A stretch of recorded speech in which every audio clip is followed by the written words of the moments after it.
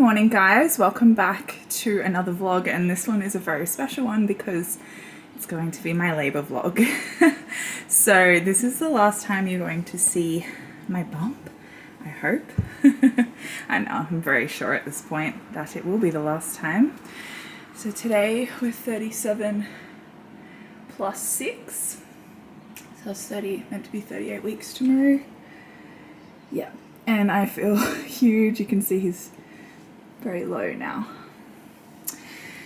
I have literally been manifesting him to come early because I just was like, every day I'm just in so much pain with my pelvis, so I just couldn't imagine going 2 more weeks. And then this morning I woke up to a big gush, and I at first thought I wet myself because like I was laying in bed and he was being really active, and then he did a big, like, it felt like he kicked my vagina, but I know his legs are up here. But after that I then gushed and I was like, uh-oh, and I ran to the toilet. Thankfully none of it got on the bed. And then I put on a pad just to be sure, because I wasn't sure at first if it was just wee or not. And then I put on a pad and there was a bit of a pink tinge to it, and there was still liquid coming out, and I've just been like having little gushes ever since. So I spoke to my midwife on the phone and she's convinced that my waters have broken, which is exciting. Nothing's started yet. My belly feels like, beyond tight. He's still moving and things like that. But yeah, she basically just said, because we were meant to have a checkup appointment this morning, so she said that if things haven't started naturally by this afternoon, she'll have us come in and talk about like the possibility of inducing things.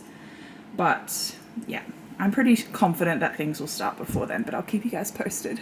So just an update, it's been over 6 hours now since my first gush of water came out, and I've had another big gush and like lots of trickles, and I was just in the shower for like an hour, like just feeling it come out, swaying, like trying to bring it on, hands and knees, but nothing yet. I don't know, I just feel a lot of pressure down there, so I have to wait and see. I am focused on a calm, easy birth. My body rests, and I breathe up with each surge. I allow my body to fully relax. Every surge brings my baby closer to me. I look forward to the day of my birthing, the day I meet my baby. So hard to find my way, now that I'm on my own.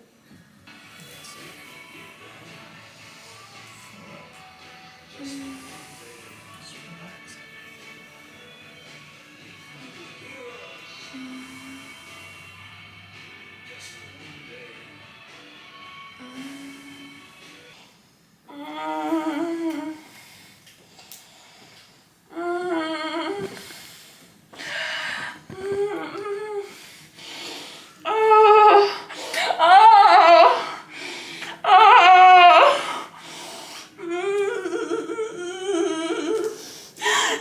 You're good, Alex. You can do this.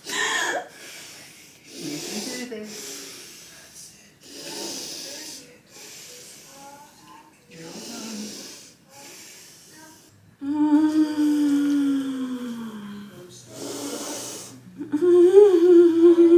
Said you go with it. Do what your body tells you.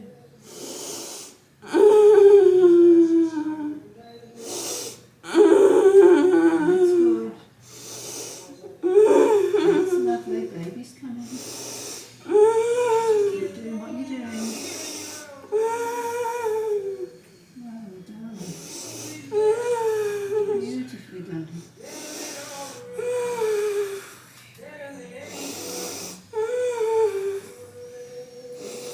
gorgeous.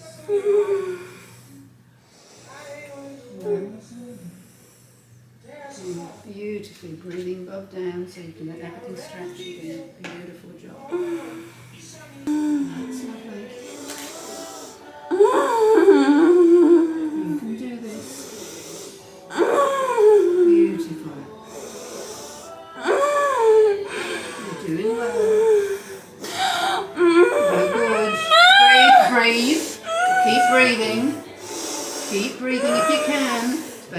coming. Keep breathing. Try and keep breathing. Let everything stretch. You can do this. That's good. Just let baby stretch things. Well done. Well done. That's good. Well done. Beautiful. That's it. Another one like that. Just lay your baby down. That's it. You can do this. That's it. That's it.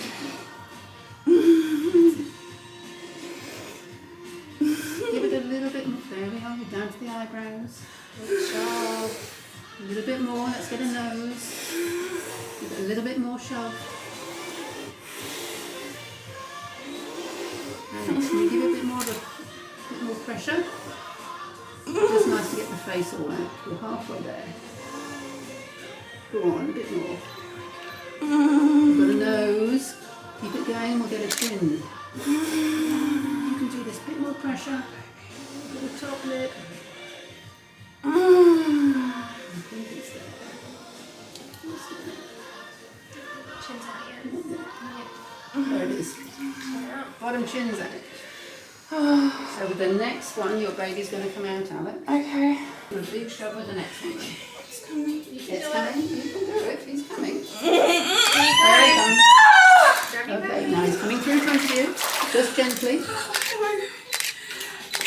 Just gently. You got it? my god. Well done. I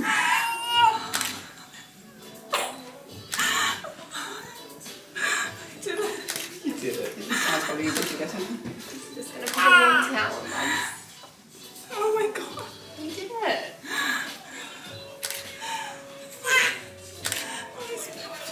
He's absolutely perfect.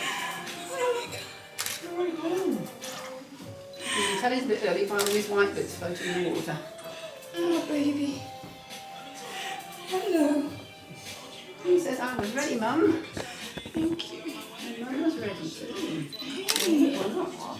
So I'm going to answer a few questions. I put a question box on my Instagram asking if you had any questions about my labour or birth or anything like that. So I have a few questions here to go through, but hopefully watching the video gave you a good idea of my birth story.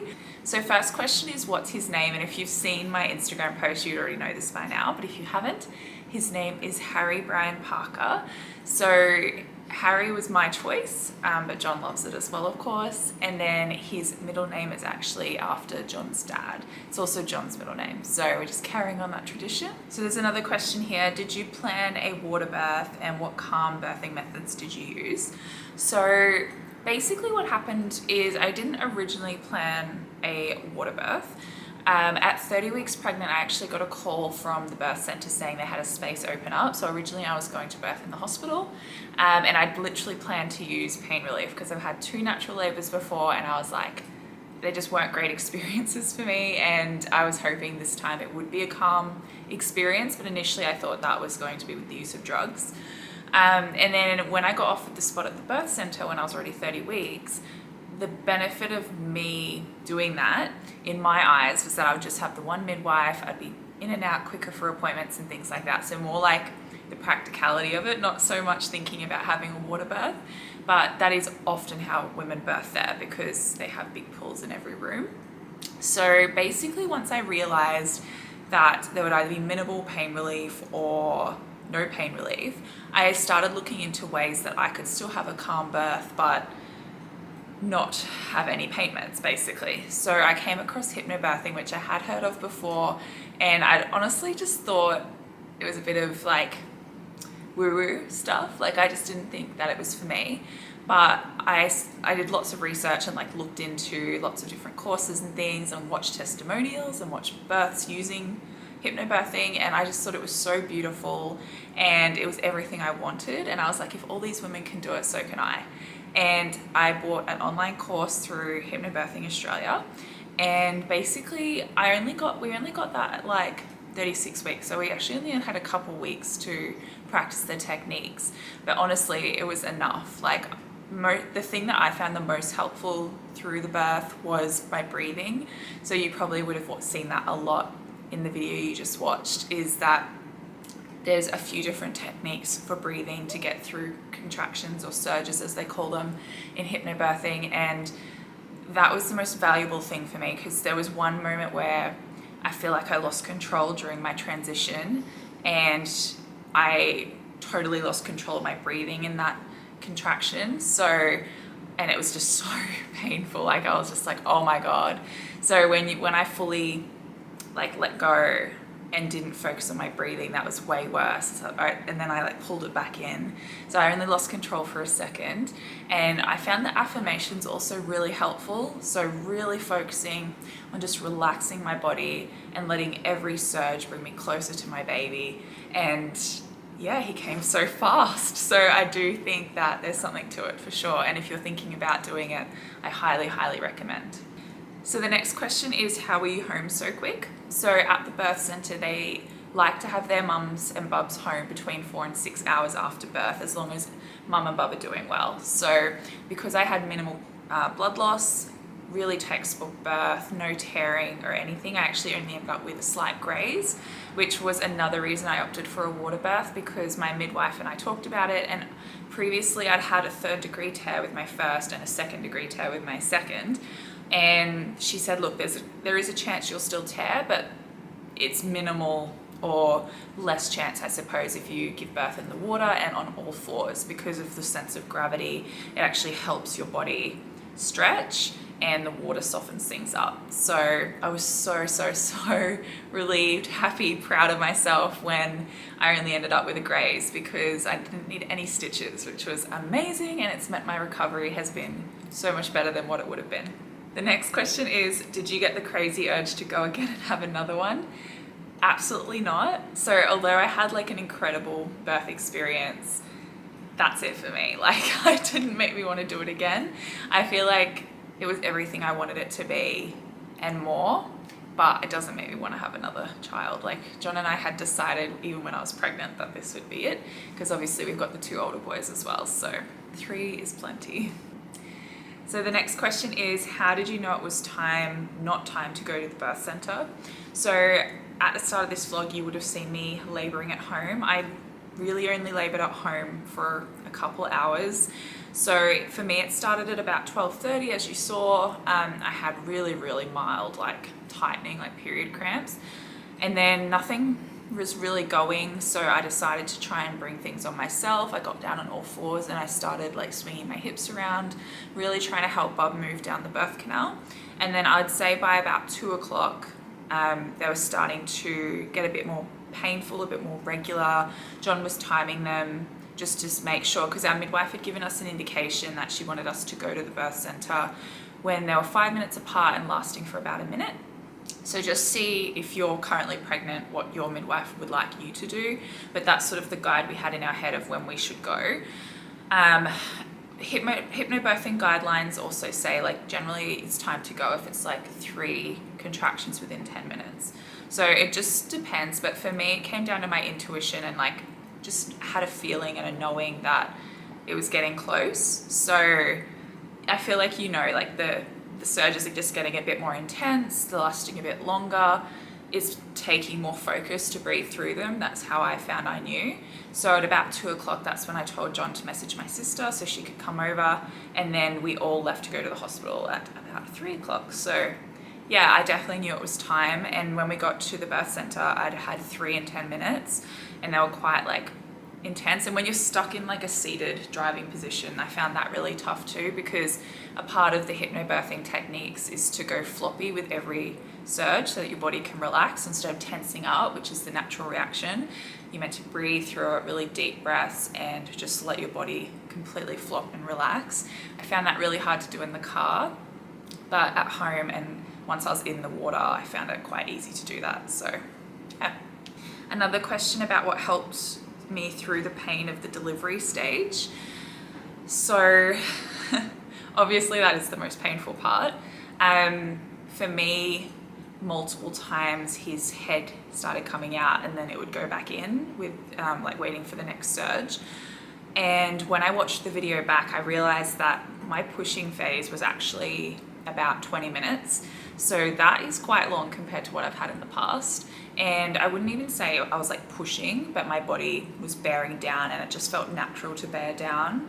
At no point during my entire labor did my midwife check how dilated I was. It was all basically as natural as possible, just me really focusing in on my body and listening to my instincts.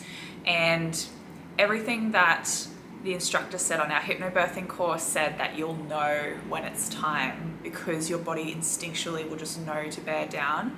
And I didn't actually have that in my labor with Spence. I physically had to listen to the midwife and like push when she would say, and I feel like that's why it wasn't the best delivery, whereas this was like, because I really was like in my head and listening to my affirmations and really trusted my body and like really imagined him coming out my birth canal, and like, I don't know, the visualization for me was really powerful. So yeah, honestly, just focusing on having a calm, easy birth, every surge just bringing you closer to your baby, really focusing on relaxing instead of tensing. But yeah, when his head was coming out, of course, like you saw in the video how like it was becoming more intense with the sounds I was making. So I was really focusing on my breath and I didn't even know I was making those sounds. So for me, like verbalizing and making some noise was helping me get through it. And it wasn't like screaming and I wasn't out of control, but visualizing and like, what's the word? Like expressing myself with sound is probably the best way I can think of putting it. Really helped me get through like the part where his head and body were coming out. Especially when his body came out, like I didn't even realize I made that noise at the end, but oh my God, you saw the relief on my face. Like I was so relieved and so proud of myself. So all drug-free, I did not have a single pain relief the entire time. And I was just in that moment so proud. Question on my question box was, do you think you'll be breastfeeding?